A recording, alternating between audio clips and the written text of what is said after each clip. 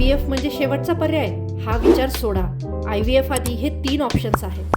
IVF हे नाव ऐकलं की खूप जणींना वाटतं इतकं खर्चिक, इतकं कठीण, आता आपल्याला काही जमणार नाही. परंतु IVF हा शेवटचा पर्याय आहे आणि बऱ्याच जणींना तर IVFची गरजच नसते. लाईफस्टाईल चेंजेस आणि मेडिकेशन, PCOD, थायरॉइड किंवा व्हिटॅमिन डिफिशियन्सी असेल तर फक्त त्या ट्रीट केल्यानंतर अनेक महिलांना गर्भधारणा होते. मेडिसिनने ओव्ह्युलेशन रेग्युलेट होतं आणि हे सर्वात सिंपल आणि कमी खर्चाचं आहे. ऑप्शन दुसरा, ओव्ह्युलेशन इंडक्शन.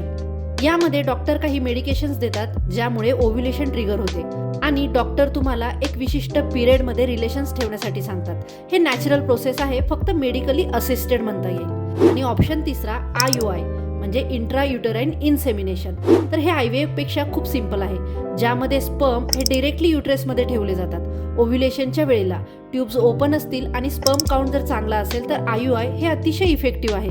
IVF खरंच कधी लागतो तर जेव्हा फॅलोपियन ट्यूब्स बंद आहेत, त्या ऑपरेटिव्ह करून देखील ओपन झाल्या नाहीत, स्पर्म काउंट 0 आहे, जेव्हा वरील सगळे ऑप्शन्स ट्राय केले आणि त्यात यश आलं नाही, त्यावेळेला आपल्याला डॉक्टर IVF रिकमेंड करतात. IVFने लाखो कुटुंब पूर्ण झाली आहेत. ही जर्नी कठीण आहे, परंतु यामध्ये तुम्ही एकटे नाही आहात. मेडिकल हेल्प घेणं ही स्ट्रेंथ आहे, विकनेस नाही. IVF बद्दलचे तुमचे प्रश्न कमेंटमध्ये विचारा.